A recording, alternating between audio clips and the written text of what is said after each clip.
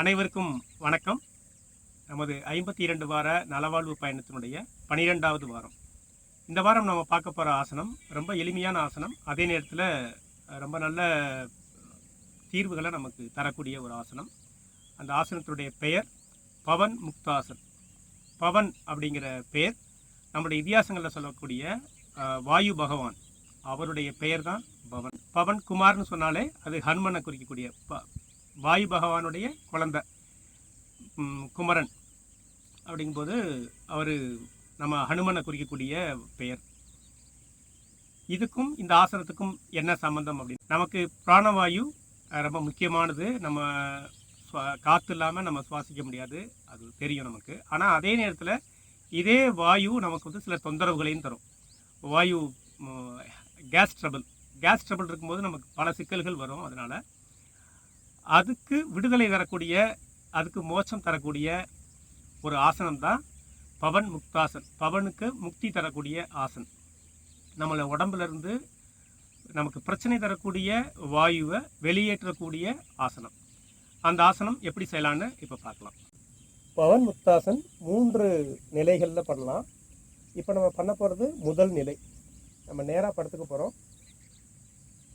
கால்கள் ரெண்டையும் நம்முடைய வகுத்து பகுதியோடு வச்சு இறுக கட்டிக்கிறது முதல் நிலை. எவ்வளோக்கோல நம்ம வயிற்று பகுதியில் நம்மளுடைய கால்களால் இறுக பிடிக்கிறோமோ அவ்வளோ தூரத்துக்கு நம்மளுடைய உடம்புல இருக்கக்கூடிய தேவையில்லாத வாயுக்கள் வெளியேறும். இது முதல் நிலை, ரொம்ப ஈஸியாக பண்ணலாம். அடுத்த நிலை, நம்மளுடைய கழுத்தை நம்மளுடைய மூக்கை முழங்காலத்தோட அளவுக்கு முயற்சிக்கலாம். இந்த மாதிரி செய்யும்போது நிறைய பேர் இந்த கழுத்து பகுதிக்கு நிறைய ஸ்ட்ரெயின் கொடுத்துருவாங்க. அது தேவையில்லாத பிரச்சனைகளை கொண்டு வரும்.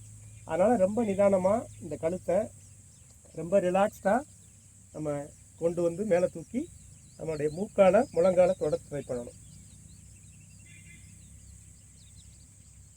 இதனுடைய 3வது நிலை ரொம்ப எளிமையாக இருக்கும். இது பின்பக்கம் முதுகில் ஏற்படக்கூடிய பிரச்சனைகளுக்கு தீர்வாக இருக்கும்.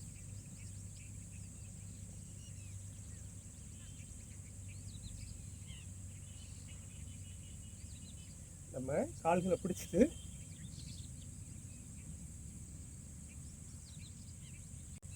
முதல் நிலை ஆசனம், நம்முடைய கால்களை வயிற்று பகுதியை நோக்கி இறுக பிடிக்கிறது. அதுவே நல்ல பலன்களை தரும். அடுத்து நம்ம செய்யக்கூடிய 2வது நிலையில் நம்மளுடைய இன்னும் முதுகு நமக்கு ஸ்ட்ரெச் ஆகிறதுனால பேக் பெயின் போகும். 2வது நிலையில் நம்ம பவன் முக்தாசன்லேயே நம்ம இடப்புறமாகவும் வலப்புறமாகவும் ஒரு சின்ன அசைவு ஒரு இது கொடுக்கும்போது நம்மளுக்கு சின்ன மசாஜிங் நமக்கு கிடைக்கும். அப்புறம் நமக்கு பேக் பெயின், ஷோல்டர் பெயின் இருந்ததுன்னா போகும். இது ரொம்ப எளிமையான ஆசனம், ஆனால் ரொம்ப நல்ல ஒரு பலன்களை தரும். செய்து பாருங்கள். நன்றி.